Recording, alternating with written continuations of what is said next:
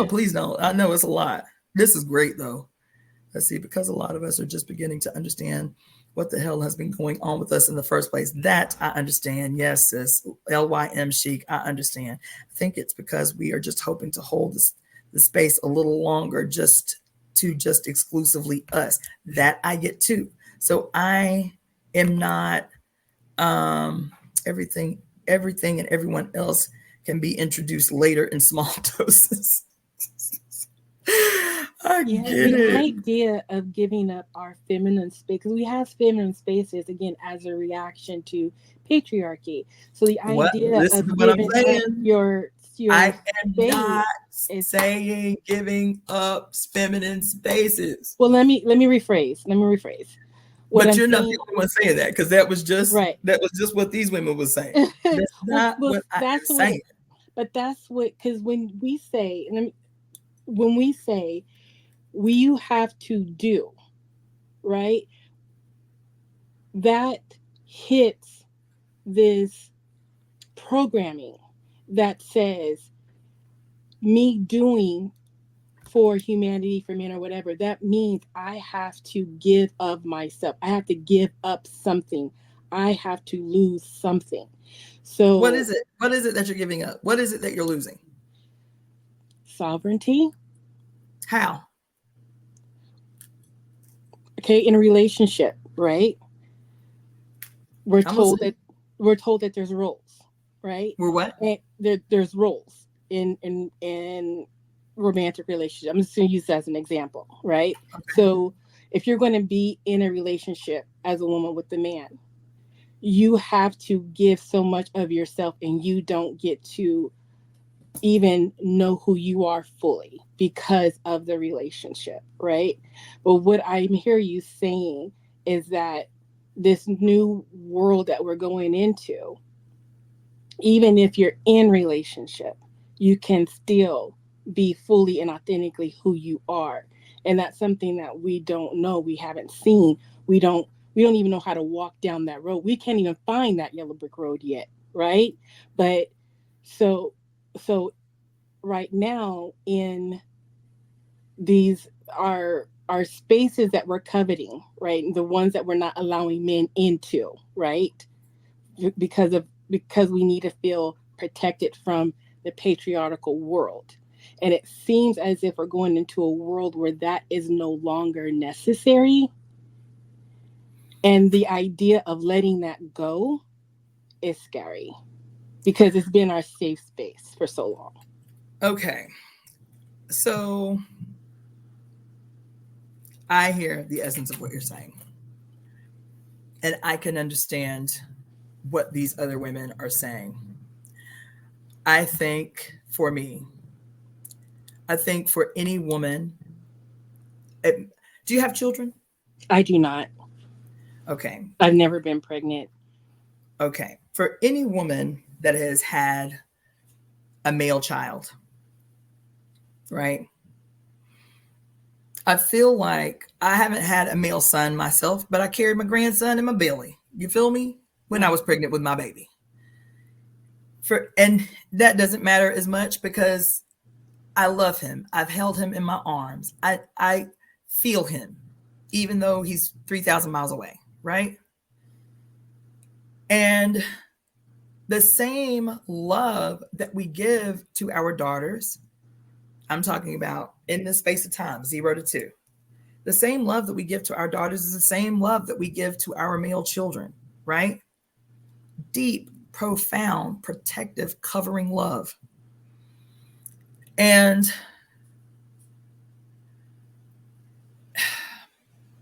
in that space of time that we all mostly experience, I know the world is messed up. I feel like what you're expressing is a legitimate concern. I am not saying that we have to be a genderless society.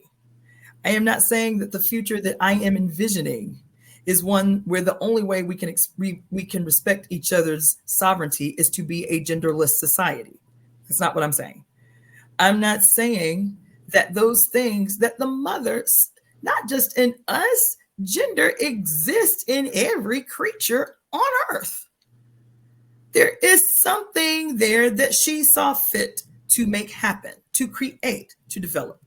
So I don't think that we all like, there was one of the many dystopian movies. It was called Divergent. You remember that movie? Yes.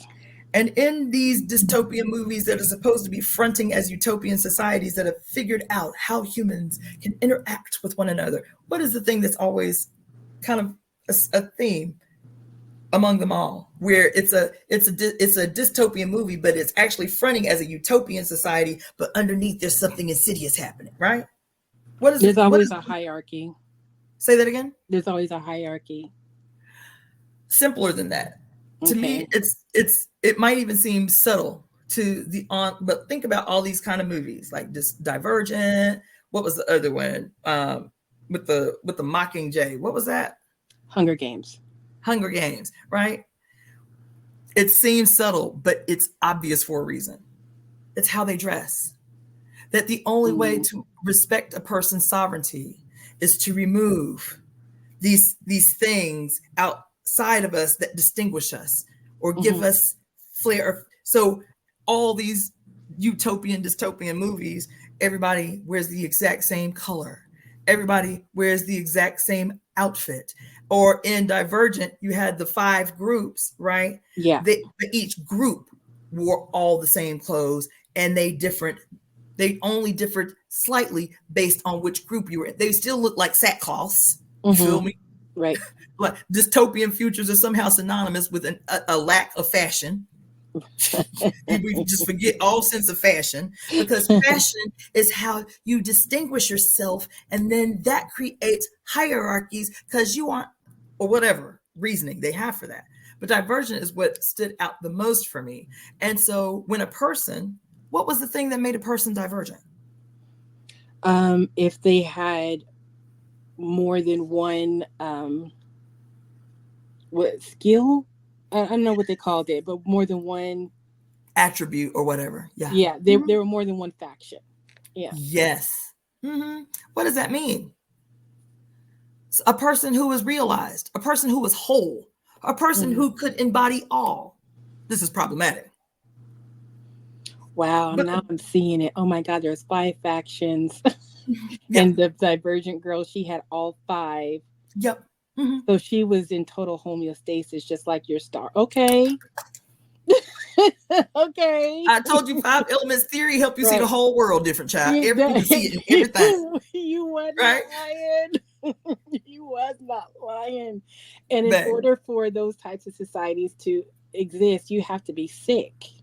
Yes.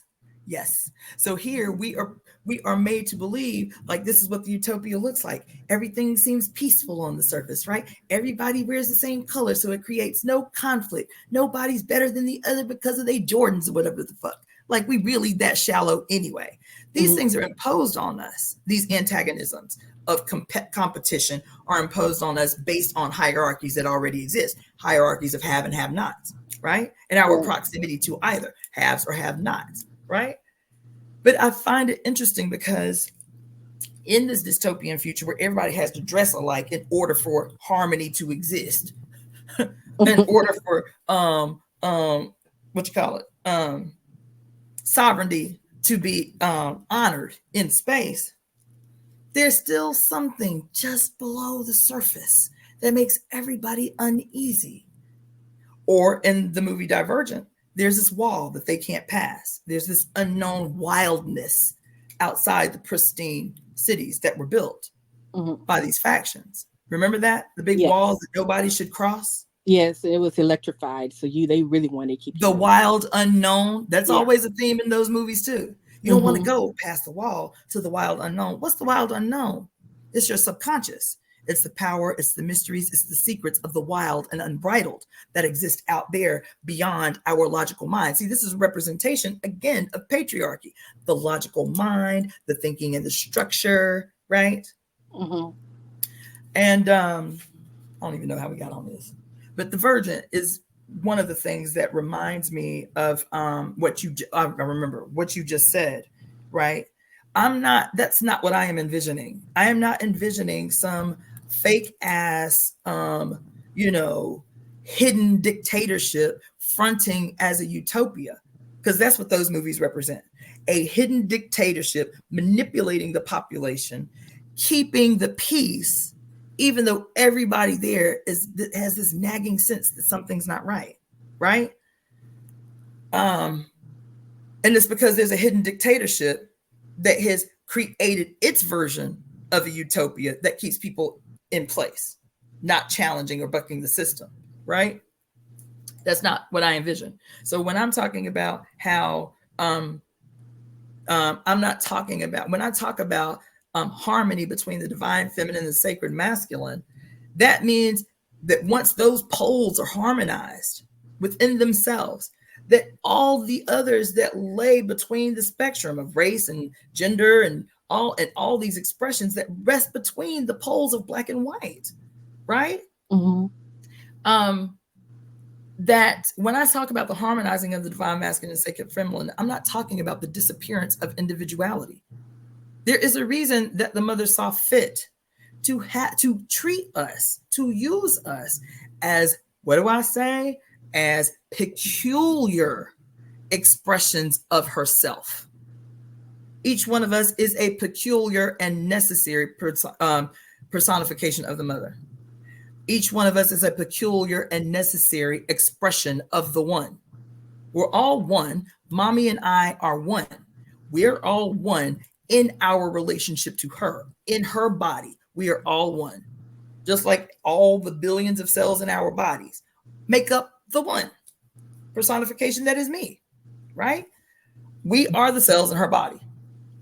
Each one with a necessary, because if we weren't necessary, we wouldn't be here. We would have died through miscarriage, or we would have been aborted, or we would have died in infancy. There are a million different ways that she can get rid of that which does not belong, right? And so for me, it is, she is a peculiar and necessary, we are a peculiar and necessary expression of her in this period, in this time, right? And in all time. So even the future that I imagine, fashion will not be some weird ass utopian, dystopian, blandlessness, like we forget how to fucking use color or some shit. It's not going to be like we all have these weird separations. We're talking in the party, we used to say that the world that we want to see made real is the eventual withering away of borders, to be able to explore the mother to and fro with ease. How is the only way that that can happen? Through global sovereignty. How to ensure global sovereignty? Through the guarantee of individual sovereignty. I mean you no harm, but I mean you no more harm than I would harm myself. That's what sovereignty is. I honor your sovereignty because I honor my sovereignty, right? And so the world that I see is not about like women not being able to be fully embodied expressions of females in this incarnation. And every expression, from the maiden to the mother to the crone, right? And all the things in between, she can express exactly how she feels and needs to, and it be accepted and respected and honored in all spaces. She can have, because even when she talks about matriarchal societies having the menstrual hut, right? I'm not talking about letting men into every space. Some things are peculiar to us. Our bodies do what others' bodies don't do. And yes, she was saying, yes, we can have space to honor where people, what she say? She said men supported the menstrual hut in this period. They covered, they take care of the babies, they surround so that the mothers can have a break and the mothers can be still so she can enter into, what did she say, ceremony in the menstrual hut, right? So I'm not talking about relinquishing space. I'm talking about letting them in on the secret that they have envied.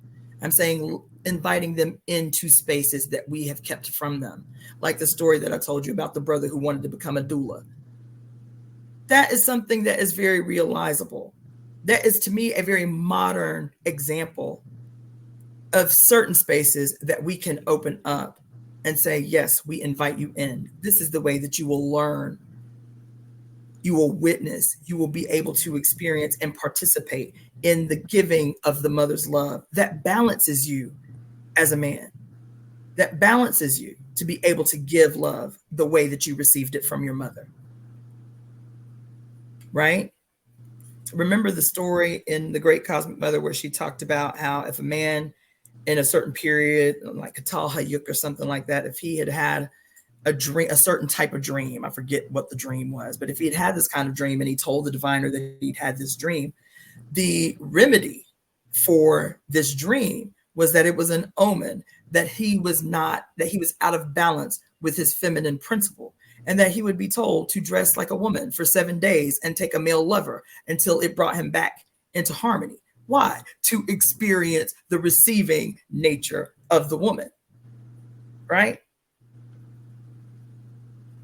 Because male is an external thing. It's an external expression for him to take a male lover and be the recipient of that kind of sex. It was said to bring him back into harmony with his feminine essence. Well, I'm not asking men who are not interested in having sex with other men and telling them that's the only way that they can harmonize their feminine principle. We can create new cultures and new society.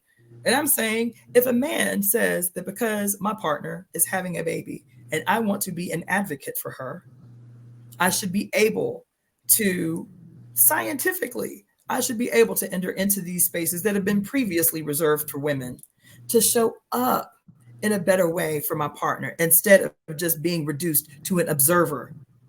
Because a lot of males experience that. I did a whole workshop years ago on birthing alternatives for Black and Latino women. This was back when I was in Tampa. And I marketed just as heavily to males as I did to females. I said men need to be in this discussion around the maternal and mortality rates of Black and Latino women. This is not a woman's issue. This is an issue that is challenging the ability for the community's children to thrive. Males and females need to be marketed to. So I marketed heavy. And I'm telling you, in a room that only had maybe about 50 people, half of them were males. And half of those males were not there with partners or booze. They were there, well, because I asked them to. You understand? I can be like that because I asked them to. But they showed up enthusiastically. And I had a man on the panel. So when I had 4 people on the panel, myself, a woman who was the first licensed Black acupuncturist in Florida. I had a woman who was an engineer turned midwife, and her husband, who was an engineer who was teaching engineering, right? And so people were like, why is he on the panel? Because she had become a midwife. So she talked about, how she became a midwife, why she transitioned out of engineering, whatever. I said, because I wanted males to be able to hear a man's perspective of how he experienced the birth of his children. They had 2 children in the hospital and they had 1 child at home. And their experiences in the hospital were what, 1, prompted her to become a midwife, and 2, prompted him to be fully supportive of them having their 3rd child at home, right? I wish, in hindsight, because this was years ago, maybe 2011, 2012, that I had recorded this presentation this brother made, because we rarely, if ever, hear how men experience this whole process of inception, pregnancy, and the birth of their child. And it's typically as an observer. Yeah. It's typically as an observer, and they are typically treated by their partners. They are typically mothered in this relationship. The mom is just directing the potential mother, the future mother, is just directing her husband. I need this, I need that, do this, do that. It's more like a mother-son relationship than it is this man being able to fully show up for equitably this partner that is about to change both of them in this relationship, right? Mm-hmm. So to hear this man talk about how he experienced the birth of his sons, both of his sons were born in hospitals, and to hear about how he experienced the birth of his daughter, where his 2 sons and him were fully allowed, they had a midwife, were fully allowed to be actively participative, if that's the word, participatory, maybe, I don't know. They were allowed to fully participate in the birth of their daughter, and how the birth of his sons, he said his words were, I felt completely disempowered. I felt useless. And the doctors made sure I felt useless. Wow. And I know that this is the experience of a lot of men, because we as women treat childbirth and a lot of issues as women's issues. I had a whole throwdown with a friend of mine when we were all supposed to be going to this Women's History Month event. This was a couple of years ago. And I called him. I was like, yo, are you coming out to this march for Women's History Month? As a matter of fact, Roe versus Wade, the overturning of Roe versus Wade had just come down the pike. And I was like, are you coming to this thing? And he was like, no, that's a woman's thing. Y'all got that. Now, this is not no layperson. This is a very well-known, well-respected spiritual political leader in the city. That's some women. That's a women's thing. I'll let y'all handle that. I said, brother, you are fucking way the fuck off, sir. You are way the fuck off. Yeah. I said, and it shouldn't be that you have daughters and a mama that allows you to at least empathize with things that are important to women. This is not a woman's issue. The overturning of Roe versus Wade is not a woman's issue. As a matter of fact, there are no women's issues. Everything that is important to women impacts the whole planet. Everything that happens to us impacts the whole planet. There are no women's issues. Y'all need to be brought into y'all need to be rallying behind everything we say is important. That's a woman's thing. Y'all got it. I'm gonna let y'all handle that. No. And so the same thing with these events. Even when I was in Tampa, I would do these Women's History Month events. I had a relationship with this brother who had this big, beautiful event center, and he never charged me a dime. This brother never charged me a dime. He said, make sure people come, make sure they eat and drink. You can have the space as often as you want. He never charged me a dime for any event that I did there, not once. And so every year for Women's History Month, I would do a Women's History Month event every Saturday for the month of March, every year that I was in Tampa. Every Saturday for the month of March, it was a different focus on the gifts and contributions, or celebrating the gifts and contributions of women of color. Every year, we would do one Saturday would be a whole marketplace of women of color entrepreneurs. The next week would be artistic gifts. We would have poets and musicians and dancers.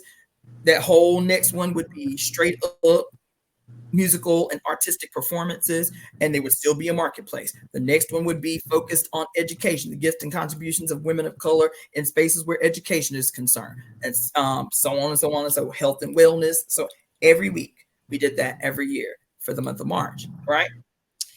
Every year I marketed just as heavily to men as I did to women, and every year all the brothers were on deck.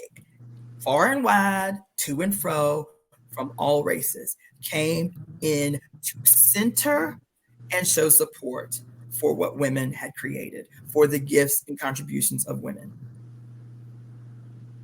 You understand? I think that's what's shaped. Because that didn't happen that way when I was in the party, right? And so I think that's why I've come to the conclusion that I've come to, even where the temple is concerned, is I know that the potential is there because I've seen it. Every time I organized an event, before I could even start making phone calls, if I put the article out in a paper, like put the event out in a paper, brothers from the Nation of Islam, brothers from different organizations from other cities would be calling me, say, sis, how you need us to show up, what you need us to do. You need some security. You need us to hand out some flyers. But that was the reputation I built out there. They called me, how do you need us to show up in space? So I know the potential is there. Even when we have backwards ass ideologies, we still are humans and we can still speak to each other's heart. I do not co-sign on the Nation of Islam, never have. No doctrine, no ideology from the Nation of Islam, never have. But the unifying point with me and these men and women that I worked with in Tampa in the Nation of Islam is points of unity. What are our points of unity? You give a damn about Black people? Cool, we both agree on that. You want to see Black people thrive, living well, benefiting off the fruits of their labor? We all agree on that? Cool. You want to see an end to the violence and oppression against Black people? We all agree on that? Cool. We don't have to agree on everything. We can establish points of unity to start with. Points of unity. And doing the work together is what changes us in these spaces. I don't have to go toe to toe with the ideology of the Nation of Islam or why I don't fuck with Louis Farrakhan. These brothers and sisters on the ground in Tampa, Florida, who love Black people and do the work every day that is indicative of human beings who love Black people, they weren't proselytizing. These brothers and sisters in Tampa in the Nation of Islam were doing work. They taught self-defense classes. Brothers and sisters in the Nation of Islam, they taught practical shit like how to preserve food, how to do canning and jarring of food. The women would come and teach wellness workshops, how to take your own blood pressure, how they were doing active work. And that's all. That was enough for me. I don't have to talk to you about Louis Farrakhan or the Honorable Elijah Muhammad or none of that. We don't have to go to war over that. That's you. You love Black people. You want to see Black people made well. You want to see Black people empowered. We can get down with that. Cool. That's all right. Let's go. Let's go. We did radical work in Tampa. We did radical work in the whole state of Florida. I created this organization called the Florida Black Empowerment Collective because we were so spread out there in terms of organizers, where we started connecting regionally. Because I was going all over the state. I'd go to Miami, I'd go to Fort Lauderdale, I'd go to Orlando, Tampa, Gainesville, Jacksonville, bigger cities in Florida. Meet all these organizers from all over the area. So we started collectivizing our events. They're building in their local areas and they'd have these small organizations, 10, 15 people, 20 people, whatever. But we started doing events where one quarter, everybody from the state would come to that one region to support their event. They could branch out, they could grow their ranks, right? They could meet other people. And then we'd go over here to Orlando where they do an event and everybody from the state would pile up over there. Same thing in Fort Lauderdale and Miami. It was really radical work. You understand? So I know the potential is there. I know enough men who, even if they still hold on to some lingering backwards ways, they love Black people. I know Mashika men who, even if they still holding on to and lingering in some misogynistic ways, I believe that they love their people. Indigenous men, they love their people. There's evidence of it, even if they still holding on to some of their conditioning. How do we find points of unity, work in those spaces, set the terms that the mother has set, and see who will, as a consequence of working together in spaces where we have set the terms? Like I set the terms in Tampa for every event. I set the terms for every event that I organized, every single one. And men always came in humbly and gracefully and complied. Yes, we see this work you're doing, Sister Yapo. What you need, tell us what you need. And I ain't got no blowback from any of them. They showed up. So I know the potential is there. We have to set the terms. We have to say what the vision is and see who will comply. Because at the same time, we're telling them that they have to be a mother to us. They are complying to the will of the mother. This way. It's not a one way. It's not a one directional relationship that I'm talking about. And I'm not talking about us conceding no space or no territory. I'm saying that multiple things can be true at the same time. Women need to be safe. And I said that earlier. We still need to have women's circles. We still need to have men's circles. We still have to have spaces that are peculiar for people who have a very similar lived experience. I would imagine we still have to have spaces where it may just be me. It may be me and 3 other women or something who lead circle for white people, for white women, for white men, because these are 2 peculiar lived experiences. Mm-hmm. Right? So I've thought about all of this. Like, yes, we'll have temple service. That's our general service. And we take the oath to say that we're going to honor each other's sovereignty. That ain't no shit that's going to happen overnight. Honoring each other's sovereignty when we got all these preconceived notions and ideas based on lived experiences about how we perceive everybody else in the room. So we're going to need these spaces that are peculiar to each group and help chisel away their conditioning by constantly bringing them in the space and saying, if you want to be in this space, you have to honor the oath. You have to honor each other's sovereignty. This is the future in the now. This space that we got for 2 hours is the future in the now. This is this is the image that we can give to the world. This, not some, oh, we're all in this together because we're all standing in space. We're all standing still. That's not what I'm talking about. That's not what I'm talking about. Deconstructing imperial white power in these spaces, deconstructing isms in these spaces, so that we go into these spaces and say, this is what the potential for the future is. Not absolution, not as long as there's peace on the plantation, things are peaceful. As long as people ain't fighting back, things are peaceful. That's not what I'm talking about either. This idea is so radical. I know it is. That I think you're going to, in the near future, I think you're going to spend a lot of time fighting against the constructs of people in people's minds, because it's so out there. It's just, it's huge, it's big, it's wonderful, it's beautiful, but it feels intangible, it feels abstract, right? And only because it's hard to wrap our current minds around this new idea, this new way of doing things that we've never seen before. Then you're going to spend a lot of time hitting up against that construct. Well, I'll tell you what makes me confident. Not to say that you can't do it, but I can just. Oh, no. I accept that. I get what you're saying. I accept that. But I'll tell you what makes me confident. I'll tell you what makes me audacious is that everything that we are experiencing right now in the world, everything has an origin, has a beginning. Mm-hmm. Everything, every religion has a beginning, has a starting point. Somebody had to come up with the idea. Yeah. Before Hinduism became an organized religion. It was a bunch of people sitting around talking about it. Like, damn, this sounds good. Let me tell you about this dream I had last night, bro. You feel me? I had many arms. What does that mean? You feel me? Yeah. Everything that we accept wholeheartedly, do not even challenge it. It is just what it is, because it always has been. Well, it hasn't always has been. Hinduism hasn't always has been. Hinduism is 6,000 years old. Right.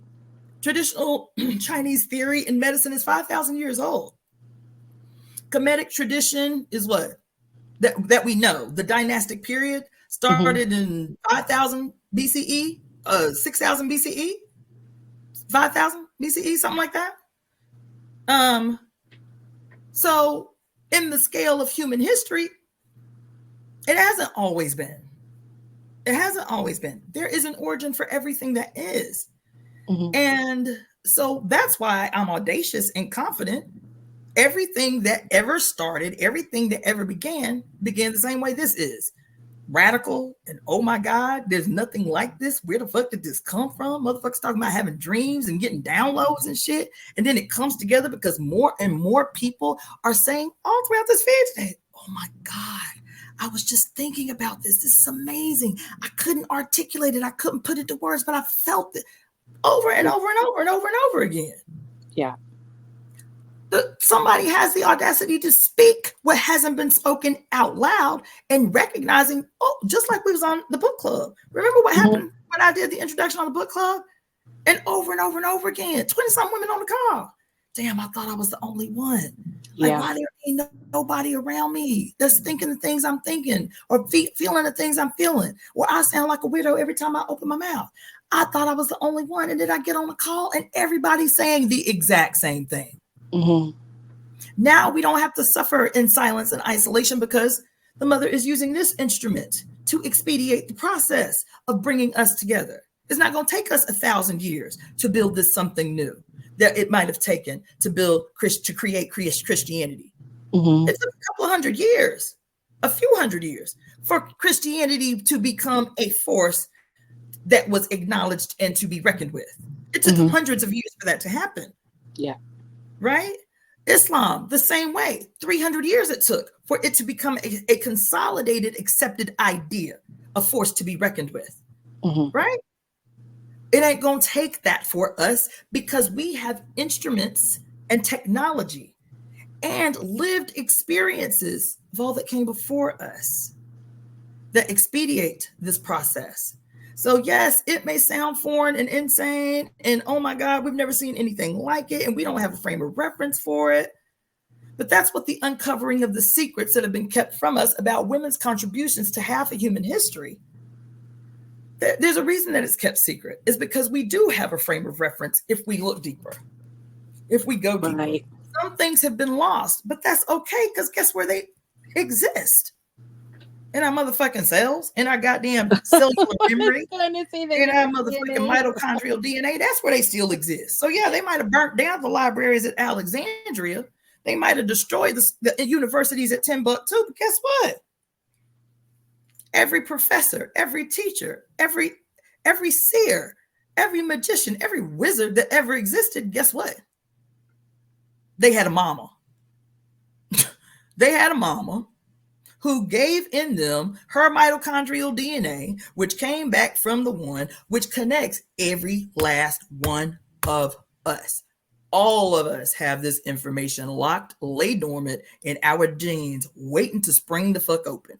But if we're constantly in fight or flight mode, we're constantly restricted, we're constantly exhausted, these cells are only functioning at the base level of survival. They are not relaxed enough to let loose that which they are holding secret, still locked inside all the cells. They're all there. So when we think, like, some people will reduce what happened to me last week to, oh, that's just your imagination, girl. You just been eating too many mushrooms, whatever. I didn't eat mushrooms that night. I went out to the club. You feel me? I went to have a couple cocktails, get my swerve on, and she woke my ass up at 5 o'clock in the morning, seeing fractals as if I had eaten a fistful of mushrooms. Now get your ass up and hear what the hell I got to say. But it's because I've done this for so long. I trust me. So even if it's, quote, my imagination, where my imagination came from, where does it emanate from? Where do these images come from? There ain't no reducing what I say. There's no reducing what I see. I trust it. Mm-hmm. I trust it because I trust me. I trust my mama. I trust my big mama. I trust my grandma Helen. I trust all their sons. I trust my daddy, my uncles, my grandpa, because I trust all their mothers.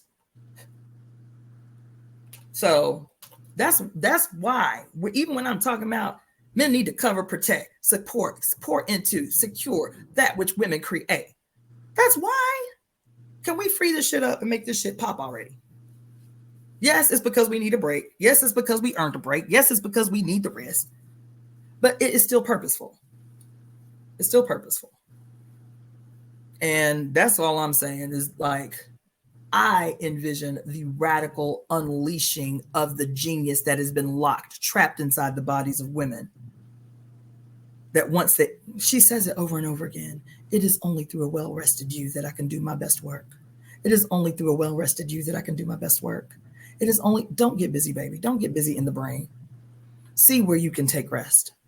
Don't be busy on purpose. Don't get busy to avoid me. We do that because this shit be deep. Sometimes it's so deep. I'm like, I don't want to know right now. Okay. I don't want to see shit right now. I don't want to hear right now. Okay. So I'm gonna just get busy. Don't avoid me. Don't avoid me. Be still. Be still. It is only through a well-rested you that I do my best work. And so that's the call is, can you support, corral around, surrender to, while covering, protecting, feeding, nourishing, pouring into the mothers, knowing that you can only benefit from the outcome. You can only benefit. And yes, it's radical. It's the most radical and outlandish thing imaginable. And baby, aren't we at a point in human history where that's what we need? Yes, we are definitely in a crisis. And that's what we need. It's going to take the most awesome, radical, extreme imaginable to that which has been presented to us as the only way forward. That's what we need. That's what people need. They need to be like, you motherfucking right. Everything she said, is hitting me in the chest. Like I just got kicked in the chest by a donkey. Damn. So simple, but makes so much sense. Mm-hmm. Because we've been told struggle is the only way. Not simple, not taking the path of least resistance. That you need to struggle. You need to go through the path that's the hardest. Mm-hmm. No. What do they say? Go with the flow. Like when JFK said, "We don't do things because they're easy. We do things because they are hard." Wait, say that again? When JFK said, "We don't do things that are easy. We do things because they are hard." Coming from a real Catholic. That sounds like some real Catholic shit right there. That sounds like some real Catholic shit right there. Yeah. Yes. Breakthrough has always come. Yeah, I will say breakthrough has come through periods of ease, but they were still their struggle because we resist what's easy. We're like, oh, that's too easy. What do we say? That's too good to be true. We have all of these ways that we're conditioned to accept that struggle is the only way. Struggle is the legitimate way. Because it's noble. That's like what martyrism. That's what martyrism told, does. Right? Yes, that's what martyr syndrome is. That's what is it? Asceticism teaches you. Exactly. It's the more you can suffer, the more righteous you are. Yeah. At least if you're a man. I'm saying. If you struggle as a woman, it's just your lot in life. Right. But if you suffer as a man, this is really something to be upheld. I mean, shit, we can make you a saint depending upon how deep your struggle was. Because that shit's only reserved for females. Right. Anyway, yeah, yo, this was awesome. We need to have these kind of really if I had it like that, we'd be doing this every day. I ain't gonna lie. It would be just straight up open lives. Let's go ahead and figure out the future. Let's go ahead, take notes. Everybody, can we get a dictator? Everybody take notes. Can we get an artist? You know, one of them artists in real time that be drawing people faces and shit. We need you to draw the future. You know what I'm saying? If I say this is what an animated workforce looks like in this new age, that is, that is liberating human beings from the toil of labor to earn a right to exist on this planet. Draw that. What do the homes in the future look like once we have decided that we have all the scientific evidence, data, and experiments necessary ever to really do away with all waste? Some young person somewhere under urgency has created some way to eliminate the planet of waste. Now, how do we go to all the landfills in the world, dig up all the waste and transform it into energy surplus that we can use without having to use oil, gas, petroleum, shit like that? Every problem that exists right now, there's a solution for. Not in my imagination. I've seen it. I can give you video after video after video of people solving the problems. Native American young people creating generators out of shit that they get out of landfills, polluting the reservation. The man, Michael Reynolds in New Mexico, creating beautiful mansion-style, self-sustaining homes, all completely off-grid, out of 85 to 95% recycled materials, tires, cans, glass, bottles. Beautiful. What about those earth ships? Yes, baby. Yes. Yeah. Yeah. Gorgeous. You understand? Yes. And he's going around to countries in the third world, creating workshops for the creation of earth ships for free, so that people can start to eliminate waste that's dumped by these corporations in the third world. Haiti, and he did one in Jamaica and some other place, conflict regions, right? And and then the little white kid who found a way, created this little thing that filters the microplastics out of the ocean. A little high school kid created that, right? The woman in what country was she in? there's story after story after story on the continent. One woman was working in plantain fields, and they were getting, all the waste from the plantain fields was primarily the leaves and the stalks and some of the peels and stuff were drawing mosquitoes. So it's causing a multiplicity of issues. It was a waste issue. It was drawing mosquitoes. So it's creating, causing malaria and whatever. And she was like, man, we're getting rid of all this waste. And there has to be a way for us to use this waste. Started a paper company out of the waste from the plantain plantations. Mm-hmm. I forget what country. But her paper sells all over the United States, all over European countries, and all over Asia. She was able to hire hundreds of people by taking this waste and turning it into paper. Another brother who was working in the fishing industry in Africa and turned the byproducts of these fish into a more sustainable type of leather, fish leather, right? People are solving the problems in a state of crisis. These are people who are in places that are in crisis, saying we gotta solve multiple problems at one time. The brother it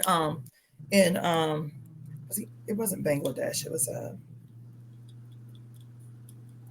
Tibet. He was in Tibet, and he went to school to become an engineer in Europe, and just so he could come home and solve the primary problems of impacting his people in Tibet, which was pollution.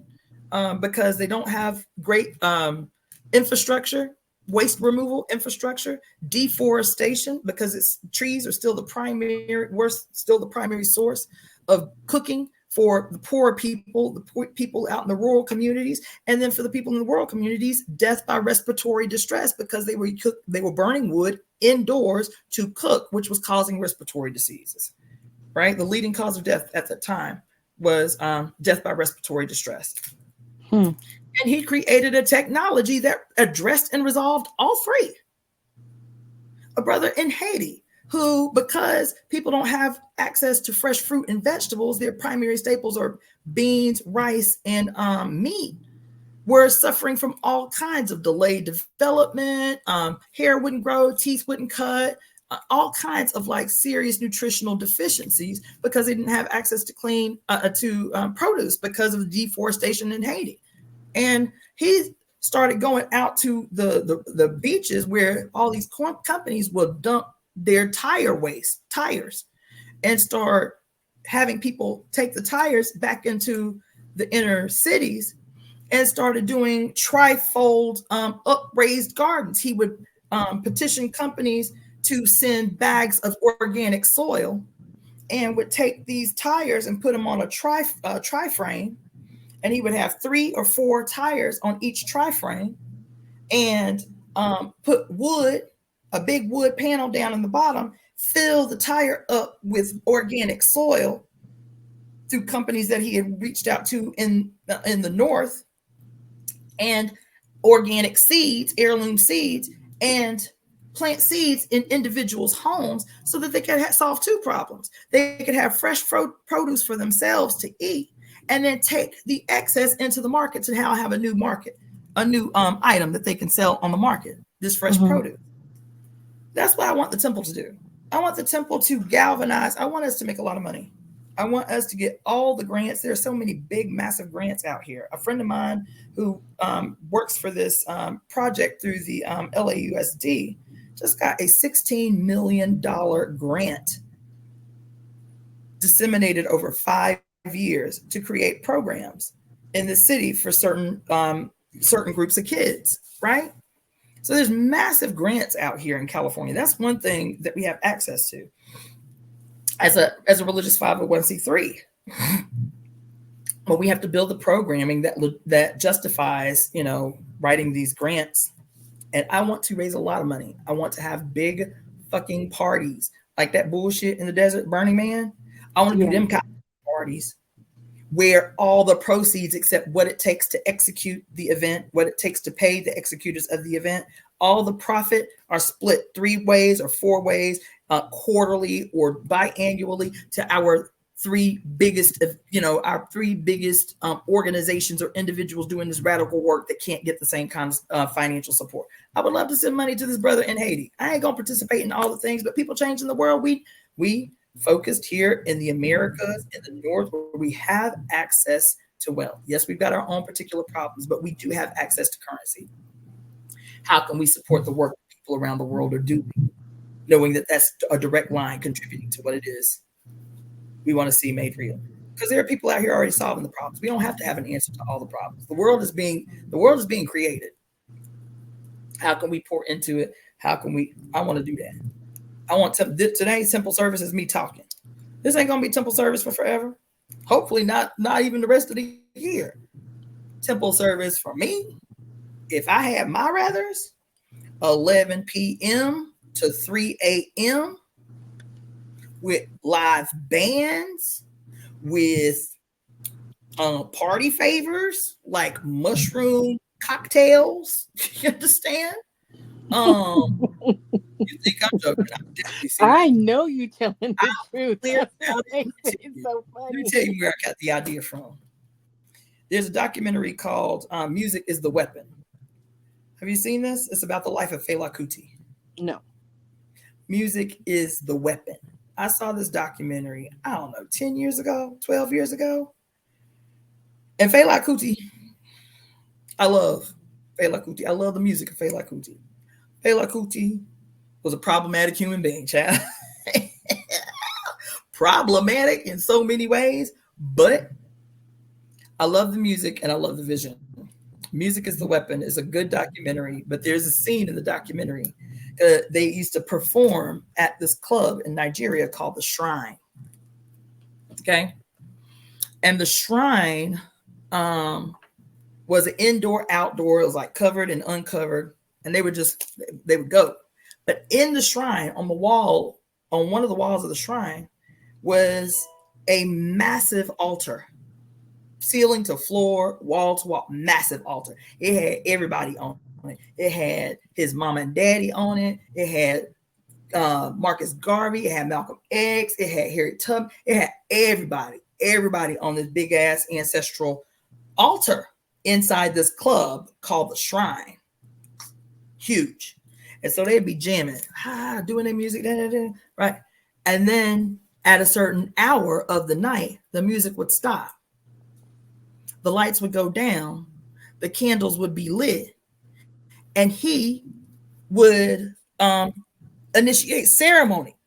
He would do an ancestral veneration ceremony at a certain hour of the night. Straight up ceremony. Everybody participated.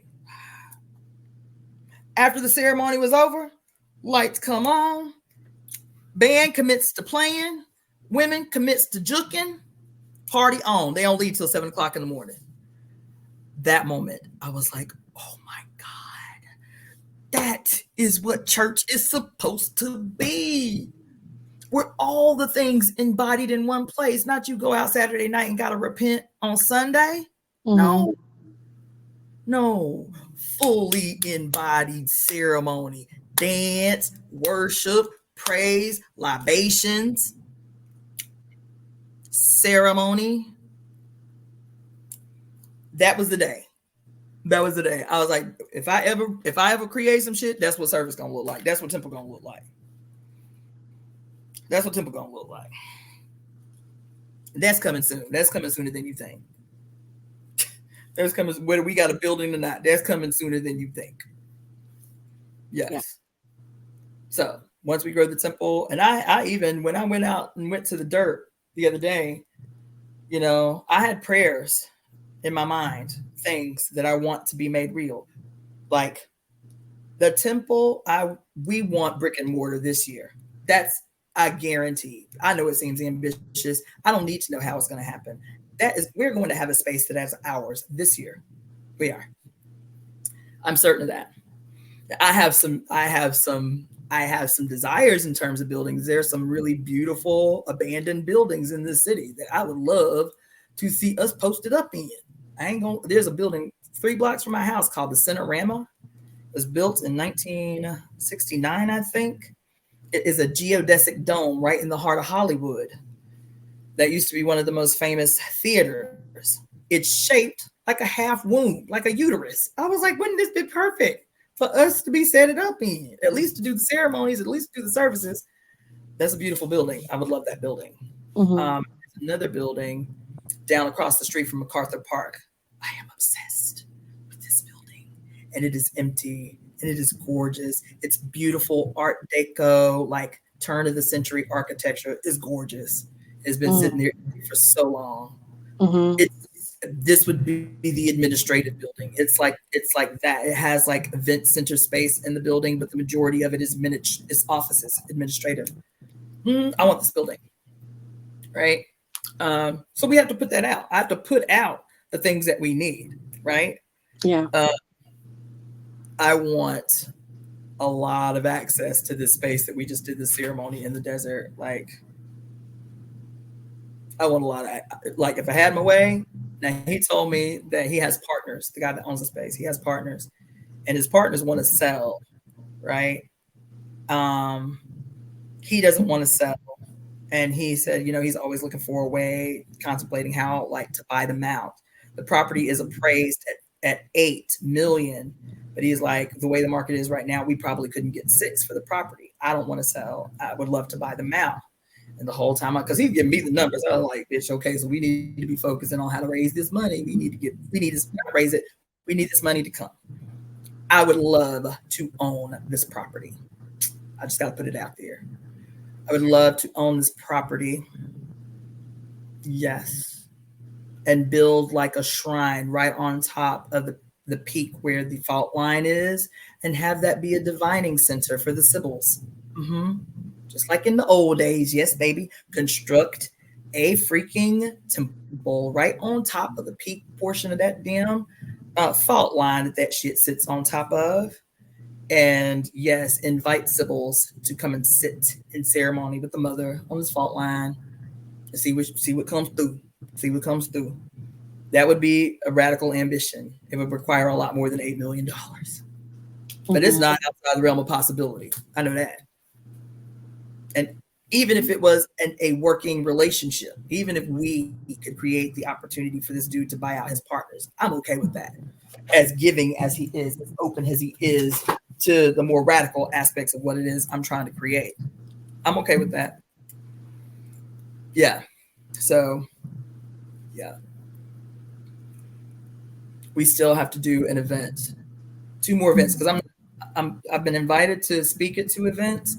But in terms of me organizing any events for the rest of the year, I'm telling you, the only thing that I can focus on is us doing an event on November 19th, which is what I've been talking to y'all about for 4 years. Yeah, and that's the big one for me too. Yeah, that's the big one. We have to. Maybe I need to do like I don't know. Especially being a Capricorn and it finally leaving my sign, and I've been contending with the planet Pluto for the last 30 years. So to see it finally move on, you girl, move on. Yeah. I mean, I've had so many lessons. I mean, Pluto is a very giving, generous. Yes.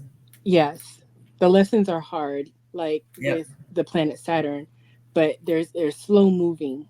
It takes because it really gets down in the crawl, right? It gets in that place where your regular scrub brush can't reach, right? And then it pulls everything up to the surface, and that is the job of Scorpio, to go deep and it goes deep to reveal what's hidden and bring it to the surface so it can be seen and dealt with or for whatever. But so Pluto is currently at the moment out, but I know it's coming back for that month, and I'm kind of like on pins and needles, like, okay, what are you going to do to me in this last month? Because the last 6 months that it came back into the sign, I knew it was coming back in to tie up loose ends. And I knew that, right? And I was like, okay, so because I had done so much work, especially in the last 4 or 5 years, I've done so much work. And I was like, okay, you're going to come back in, tie up these loose ends. I didn't realize what that meant until I went through those 6 months, and it was things Brutal. that I knew I had dealt with, but it was like, okay, yes, you dealt with this, but you hadn't tied this off, and that was that was some hard work to do. Baby, it's brutal. Yes, I yes. told you I got a Capricorn moon, so I was Hmm. clear. As soon as I started learning about this transition, Hmm. I was like, oh, oh. It was like Yeah. everything. No wonder. Hmm. It is such a laborious, and we've all been experiencing it because Pluto moved into Capricorn in 2008. Hmm. So all of this harsh, Yeah. sharp edge Hmm. changes over all these revelations, the Me Too movement, and the Occupy Wall Street always revealing these things that have been hidden, Hmm. supposedly kept secret, the Yeah. Epstein thing, and all this, the subprime mortgage scandal, all of these things is indicative of this Hmm. relationship between Pluto and Capricorn. Capricorn Yeah. resistant, digging its Hmm. heels in. Like a bitch. These are the institutions that are here to stay. What you mean? What you Yeah. mean you came here to change some shit? Nah. And she's like, "Babe, yeah, I did. I came here to wreck all this shit. Hmm. All this shit you done built. I came. I came to change it all. I came to change everything. So Hmm. yes, you're gonna give me about 10 years of fighting and resisting, but Yeah. it's inevitable. Yeah. It's inevitable. I have a stellium in Capricorn and a stellium in Sagittarius, and Mars is at the far end, is at the end of Scorpio. Mm. So Pluto has conjunct almost every single planet in my chart for the last 30. Ooh, ouch. Yeah. Ouch. Yeah. Hold on. Let me see if I've been fighting with my chart lately. Let me see if I have it over here. I may not. Oh, yeah, I do. Hold on.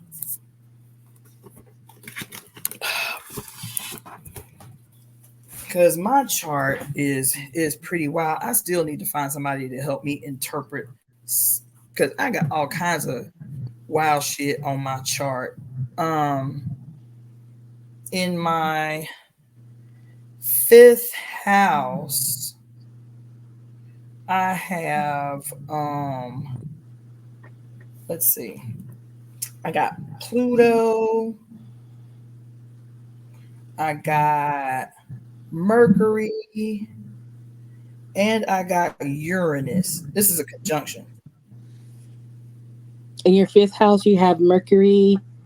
Mercury, I have Mercury, Pluto, and let's see, Uranus. Mercury, Pluto, and Uranus all in my In fifth your house. fifth house. How? Yeah. Hmm. Then I have in my sixth house the North Node, and What's in your 11th house? my 11th house is jam packed too. It's a conjunction. It's I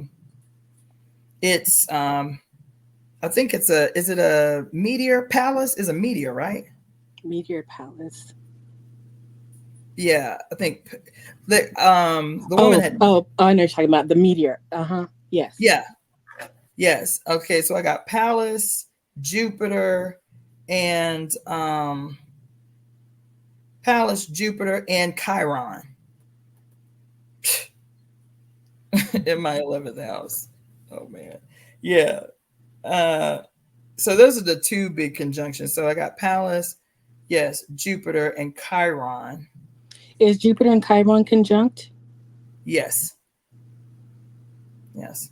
And in the fifth house, Mercury, Is Pluto, Pluto, Uranus, and Pluto, Uranus, and Mercury. are they conjunct? Yes. Ooh, mama. Mm-hmm. And then I don't have any movements whatsoever in any planets, any at all in my seventh or my ninth house. What do you have in your first house? My first house, I have Mars. I have Mars. Mm-hmm. That's it. Mars at 17 degrees, 36 degrees, Aries. Yep. Yep. I can see why you're I can see why you're a sapiosexual person. How the brain is what turns you on, Hmm. because your house itself, um, you have a very strong masculine self, so you don't necessarily need that from a man. You Yep. need their Yep. intellect. Yes. Um, I'm multitasking. I'm still listening. mhm. um, I'm seeing your chart in my head. That's why I'm pausing. I Um, would love to send it to you if you can help explain some shit. sure. I know that like I just got my chart done maybe 3 years ago, Mm-hmm. 4 years ago. It's still a mystery to me. Mm-hmm. I know that there are things in it that if I understood it would like be revealed to me. I told you I went through piece by piece, just kind of Googling, okay, what does it mean when, you have it wasn't Gemini. And when you have a Mars at 17 degrees in my first house, Mars at 17 degrees, Gemini 36, 36, what is it? 36 degrees, right? And I would Google that. What does it mean? What are the characteristics of this placement in your first house? And I would do that. I probably could just do that all the way through. But um, I told you when I did that, I didn't write notes. I just did it like on a whim.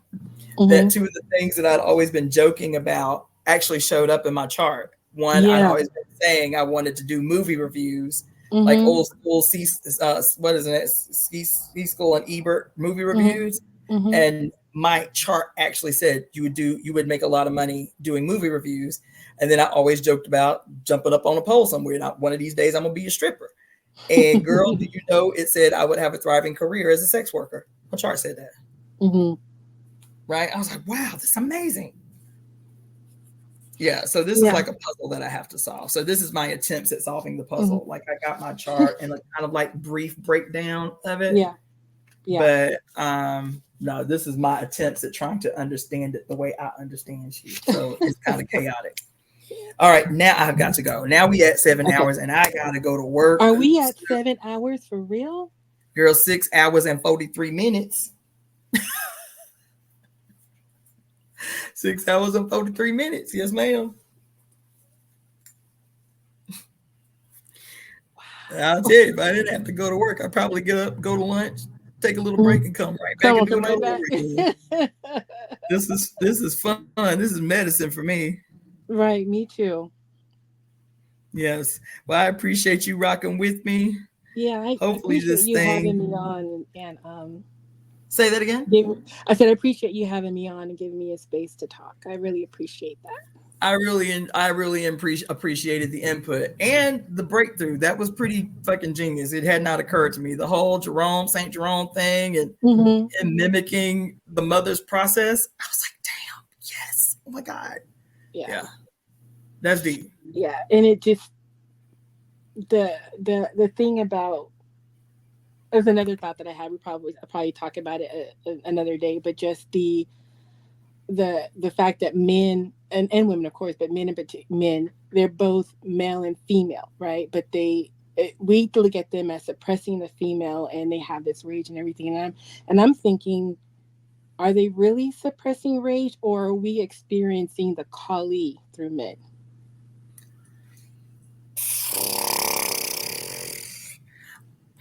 We're Girl, giving them Durga why would love, you do that? and they're responding to us in Kali. Well, So is it, are we Are What we did I say? experiencing the What did I wrath say and the last rage week? of the mother through men? What did I say? The last week. Last week. I was like, oh my God. I said Shango is Oya's ego, right? Shiva, who lays himself at Kali's feet, right? Mm-hmm.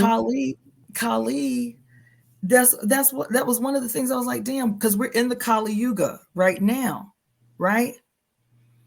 And they say that Kali, where is that book at? They say that Kali, is the destroyer of the male ego, Mm-hmm. right? That's the legend. Is that the Right. demon that she is slaying is the male's ego, the demon that the male ego, the demon that threatens the existence of the world. Hold on.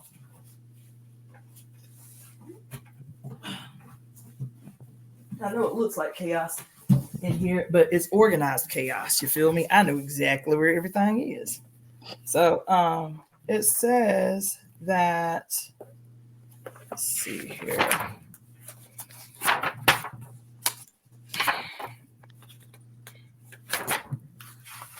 You would bring up something deep and profound as we closing, won't it? That's just the Pluto in me. I apologize. That's probably why I let you. It's the Pluto in me. Okay, all right. So it says, um, she is earth. She is the source of all life, all creating and all consuming. She who gives victory of good over evil. Um, she gives the gift of freedom, especially from fear. Freedom from fear. Ask for clarity and perceptiveness. She removes all mental obstacles.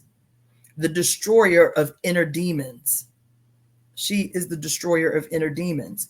Rebirth, cycles, joy, courage, hope, cleansing, change. Then it tells you what you can offer to her. She protects against violence against women. She aids in letting go of old patterns. Um,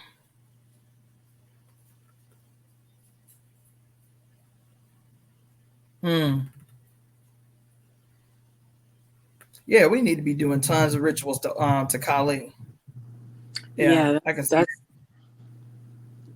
Yep, that's my girl. yep. It seems like because that's what everybody's talking about now. Is we're leaving the Kali Yuga. We're leaving the Kali Yuga, but I don't see how that can happen if we don't learn the lessons of the Kali Yuga, and that's not what's happening. We're not learning the lessons of the Kali Yuga. Mm-hmm.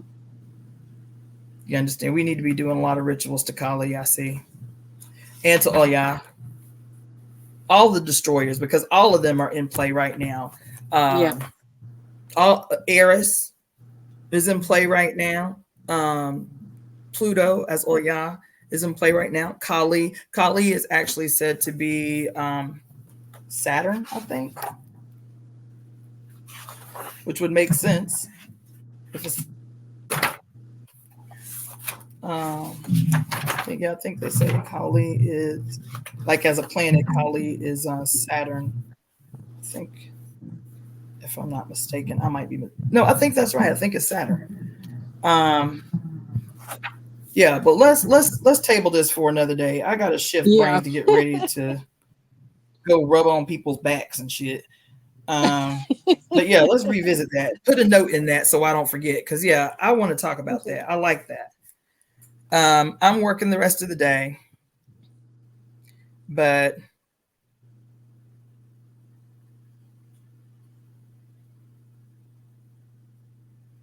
I heard that. I like, yeah, these comments, man, they just kept coming, kept coming.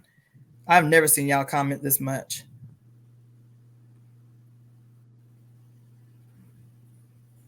Mm,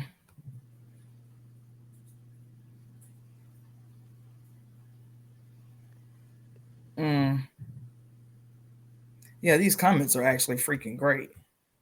Damn, and there's still more coming. Oh shit. I'm just gonna have to leave this open so I can get to them all. Man, there was a gang of comments. Yeah, we needed this. This is great. All right, so I'm gonna go. I'm gonna pull myself together, but we gonna Mm-hmm. revisit this. I'm gonna make a schedule for the rest of the week because it is my commitment to finish reading the parable of the sower this week. I think we can do it We're more than halfway through the book, so I want to do that every day. And so yeah. All right, this is awesome. Love you for it. This was great. Yes, This was thank great. you.